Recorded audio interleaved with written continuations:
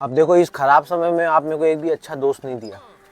Mummy papa से भी मेरा बॉन्डिंग इतना अच्छा है नहीं, तो अब मेरे अंदर जो भी चला वो मापी को बताएगा पूरा। नहीं, आप मेरे को अभी ये बताओ कि अभी हम जो सजा भोग रहा है ये कौन सा पाप का है, इस जन्म का कि पिछले जन्म का?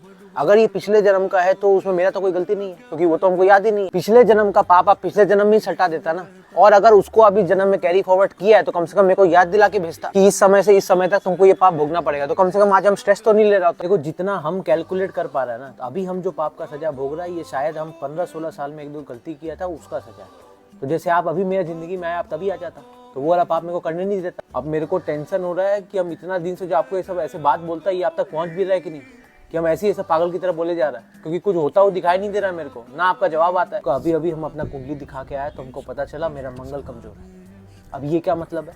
जब आप मेरे को इस धरती पे भेज रहा था तो मंगल मजबूत करके भेजता ना। 2 साल से हम एक ही जगह खड़ा होकर रोज आपको एक ही बात बोल रहा है। अब बहुत हो गया, अब हमको प्रूफ चाहिए।